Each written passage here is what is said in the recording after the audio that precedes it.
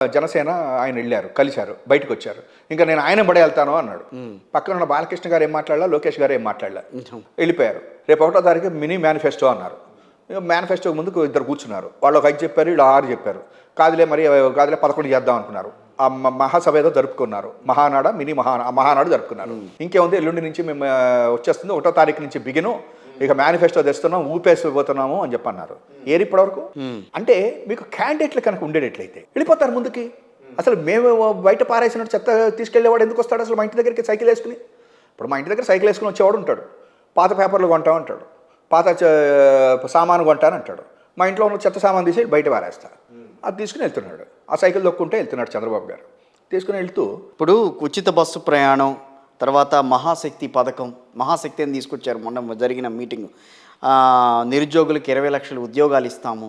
ఆ తర్వాత కొన్ని పథకాలు తీసుకొచ్చారు వాళ్ళు, దీపం పథకం ఒకటి, ఆ తర్వాత 15,000 రూపాయలు తల్లి దీవెన. సో ఇవన్నీ కూడా ఒక స్ట్రాటజిక్గా తెలుగుదేశం పార్టీ ముందుకు వస్తుందని ఏమనిపించట్లేదా మీకు? నిజంగా అవి అనౌన్స్ చేయకపోతే కూడా తెలుగుదేశాన్ని సరేలే అని ఊరుకునేవారు జనం. అదేంటి?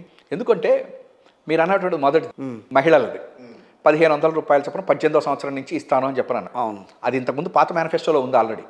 దీపం పథకం ఆల్రెడీ సిలిండర్కి ఇంత ఇస్తాను అని చెప్పిన దీపం పథకం ఆల్రెడీ మేనిఫెస్టోలో ఉంది. మీరు ఇంకొకటి ఉచిత బస్సు ప్రయాణం అని చెప్పారు. ఇక్కడ జరుగుతుంది, అక్కడ అది ఎంత బాగా జరుగుతోంది అనేటువంటిది కూడా ఉంది. కానీ రేపు పొద్దున దాన్ని కరెక్ట్గా అమలు చేయగలిగితే మళ్ళీ జగన్ గారే చేయగలుగుతాడు. వీళ్ళ వల్ల కాదు. ఆల్రెడీ ఓ డెసిషన్ తీసుకున్నారు, అందుకనే ఆయన చేయగలుగుతాడు. ఎందుకంటే దానికి సరైనటువంటి ఇది చేసి దానికి భరించాల్సింది ఎంతో తెలుసుకుని ఆ భారం తన పైన వేసుకుని నడుస్తాడు. ఇక నెక్స్ట్ 20 లక్షల మందికి ఉద్యోగాలు కల్పిస్తాను అన్నాడు. చంద్రబాబు నాయుడు గారు వాళ్ళు కొత్తగా పార్టీ పెట్టాడా? మొదటిసారి ఏమన్నా ముఖ్యమంత్రి కోసం ఫైట్ చేస్తున్నాడా? మొదటి ఛాన్స్ ఇవ్వండి అని అడుగుతున్నాడా? మరి 14 సంవత్సరాలు 42 సంవత్సరాల పార్టీ అది తెలుగుదేశం పార్టీ, 20 సంవత్సరాల అధికారంలో ఉన్నటువంటి పొలిటికల్ పార్టీ. ఏ రోజైనా ఏ సంవత్సరం అయినా వాళ్ళ యొక్క మొత్తం 20 ఏళ్ల పరిపాలనలో ఒక 20,000 మందికి ఉద్యోగాలు ఇచ్చింది ఒక సంవత్సరంలో? మొత్తం చంద్రబాబు నాయుడు గారు 2014 నుంచి 19 వరకు 34,000 ఉద్యోగాలు మాత్రమే ఇచ్చాడు. నిరుద్యోగ భృతి ఇస్తాను అని చెప్పాడు నిన్న కూడా. మళ్ళీ మరి ఇంతకుముందు నిరుద్యోగ భృతి ఇస్తానని 3,000 రూపాయలు చెప్పలేదా? ఇప్పుడు ఏమన్నా ఇది కొత్తదా? చంద్రబాబు అన్నీ కూడాను ఎన్నికల్లో వచ్చేటప్పుడు చెప్పేటువంటివి ఇవన్నీ. ఇక రైతుల గురించి చెప్పాడు చాలా ఆనందకరంగా. రైతు రుణమాఫీ చేస్తానని ఎంతమంది రైతులు నిజంగా పాపం ఆ బంగారానికి ఇదయ్యి ఆ ఇంట్రెస్ట్లు కట్టుకోలేక కొంతమంది ఆత్మహత్యలు కూడా చేసుకున్నారు కదా. మరి 20,000 రూపాయలు ఎక్కడి నుంచి తెచ్చిస్తాడు? నెక్స్ట్ ఇవాళ రోజున ఈ రుణమాఫీ చేయవయ్యా, డ్వాక్రా రుణాలు చేస్తాను అని చెప్పని అన్నప్పుడు మొదటి సంతకాలు 5 మీద పెట్టాడు కదా. ఒక్క సంతకం అన్నా కూడా అమలుపరిచాడా? ఒక్క సంతకం, మొదటి సంతకం ఒక్కటన్నా రైతు రుణమాఫీకి ఒక కమిటీ వేసి పారేశాడు. 50,000 అన్నాడు. చివరికి 5-6 కిస్తాలు కూడా ఇవ్వాల. మీకు దీని మీద ఒక్కటి చెప్పాలి. రైతు రుణమాఫీ చెయ్యమని 5-6 కిస్తాలు లాస్ట్ వాయిదాలు పసుపు కుంకుమకి వాడేసుకున్నాడు చంద్రబాబు నాయుడు. అది బడ్జెట్ ఇచ్చేసుకున్న తర్వాత దాని మీదట్న జగన్మోహన్ రెడ్డి గారు ఏమని చెప్పారంటే మేము అది అమలుపరచము అన్నారు. అది ఆయన ఇచ్చేది ఇవ్వలేదు అని చెప్పడం జరిగింది. అయితే నేను ఇవాళ మీతోటి ఫస్ట్ టైం చెప్తా ఉన్నా, నేను first time Congress party legal cell చైర్మన్గా కేసు ఫైల్ చేశాను రైతు రుణమాఫీ ఇవ్వాలని. నేను ఏమన్నా ఛానల్స్లో కూర్చుని ఇవ్వాల్సిన అవసరం లేదు అని చెప్పి జగన్ గారి వైపు సపోర్ట్ చేస్తూ మా పార్టీ ఇచ్చినటువంటి ఒక ఇదితోటి నేను కేసు ఫైల్ చేశాను. ఫస్ట్ పిల్ ఎగెనెస్ట్ గవర్నమెంట్ అయింది బహుశా నేను ఒక్కడేనేమో, నేనే ఫైల్ చేశాను, నేనే ఆర్గ్యూ చేశాను. మా దీనికి సంబంధించిన రైతు నాయకుడి పేరు మీద పిల్ నేనే ఆర్గ్యూ చేసిన. దాంట్లో ఏమని చెప్పామంటే 50,000 ఇస్తామన్నారు, అది మీరు ఇవ్వాలి అని చెప్పని. న్యాయస్థానం ఏమని అడిగిందంటే జీవో ఉందా లేదా అని అడిగింది. తర్వాత గవర్నమెంట్ జీవో ఉంది అంది. జీవో ఉన్నట్టయితే ఆపరేషన్లో ఉంది కదా, మీరు ఇవ్వాల్సి వస్తుంది అంటే. దాని మీద మొట్టమొదటి చంద్రబాబు నాయుడు గారు ఉత్తరం రాశారు. ఏమని, న్యాయస్థానం చెప్పినా కూడా మీరు అమలుపరచరా అన్నాడు. నాకు చాలా నవ్వు వచ్చింది. వేసింది పేరు కాంగ్రెస్ పార్టీనో ఏదో, మొత్తం మీద మేము దాన్ని క్రెడిట్ తీసుకుందాం అనుకునేది ఎవరు? తెలుగుదేశం. అయితే మరి జగన్మోహన్ రెడ్డి గారికి అదేదో అంటారు చూసారా, నేను సన్యాసిని చెప్పకూడదు కానీ తిరగేసి కొట్టన్నట్ట.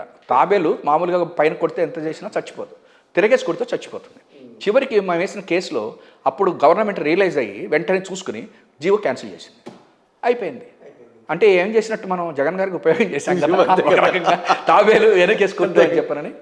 ఆ రకంగా జరిగింది మొదటి కేసు. రెండోది ఇంకోటి కూడా చెప్తా, వాలంటీర్స్. అది ఇవాళ రోజున వాలంటీర్స్ని తీసేయాలి, 5,000 రూపాయలు వద్దు ఇది అని చెప్పిన మీకు న్యాయస్థానంలో కానీ ఎక్కడైనా జరుగుతుంది, బయట కూడా మాట్లాడుతున్నారు. ఇవాళ నిమ్మగడ్డ రమేష్ కుమార్ గారు సుప్రీంకోర్టులో వేశారు ఆ కేసు. ఎందుకో తెలుసా?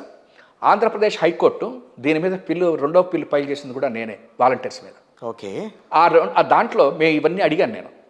5,000 రూపాయలు అడిగాను, వాళ్ళ మీద ఎవరు సూపర్విజన్ చేస్తారు, ఎట్లా అపాయింట్మెంట్స్, ఇవన్నీ మేము క్వశ్చన్స్ రైజ్ చేస్తే దానికి ప్రభుత్వం చక్కటి క్లారిఫికేషన్ బ్రహ్మాండంగా ఇచ్చింది. అది చూసిన తర్వాత మా పిల్ డిస్మిస్ అయింది. ఇవాళ రోజున ఆ డివిజన్ బెంచ్ ముందు ఎప్పుడైతే అది ఆర్డర్ వచ్చిందో దాని మీద ఇంకెక్కడికి పోవాలి వాళ్ళు? సుప్రీంకోర్టుకి వెళ్ళాలి. అందుకనే వాలంటీర్ వ్యవస్థను ముట్టుకోలేకపోతున్నారు ఇవాళ వాళ్ళు. అంతే ఇవాళ జగన్మోహన్ రెడ్డి గారి యొక్క రెండింటిది మేము ఆ రోజు కాంగ్రెస్లో పార్టీలో కూర్చుని కూడా మేము బహుశా ఆలోచించారు. ఆలోచించామని అనుకోను నేను, అదేదో దైవ అనుగ్రహం ఆయన మీద ఇదితోటి. ఈ రెండోది వాలంటీర్స్ కూడా ఇవాళ ఎవరు కదిలించలేరు. ఇప్పుడు చాలా మంది ఏమంటున్నారు వాలంటీర్ వ్యవస్థ వాళ్ళకి ఏదో 25,000 చేస్తారని చెప్పని అంటున్నారు, నిజమేనా? నాకైతే అదే తెలీదు, కానీ 25,000 చేయకపోవచ్చు, కానీ కొంత అయితే పెంచేటువంటి అవకాశాలు అయితే ఉన్నాయి. జగన్మోహన్ రెడ్డి గారు డెఫినెట్గా వాలంటీర్ వ్యవస్థలో. కానీ ఒకానొక టైంలో వారాహి యాత్ర జరుగుతున్నప్పుడు ఫస్ట్ టైం వాలంటీర్ల మీద చేసిన వ్యాఖ్యలకి, పవన్ కళ్యాణ్ చేసిన వ్యాఖ్యలకి వైఎస్ఆర్ కాంగ్రెస్ పార్టీలో కూడా ఒక రకమైన ఆలోచన అయితే వచ్చింది. ఏంటి నిజంగానే వైఎస్ఆర్ కాంగ్రెస్ పార్టీ నేతలు కొంతమంది ఆలోచించారా అసలు ఏంటి ఇట్లా మాట్లాడుతున్నాడు? సరే ఆయన మాట్లాడింది తర్వాత ఏంటనేది అందరికీ తెలిసింది. వాలంటరీ వ్యవస్థ మీద ఎందుకు టార్గెట్ చేశారు అన్న ఆలోచన అయితే అందరికీ వచ్చింది. మీరు ఇప్పుడు ఇందాక మనం మిస్ అయిన మళ్ళీ లింక్ పట్టుకొచ్చారు. ఇప్పుడు మంచిలో నేను పక్కకి వెళ్ళాను.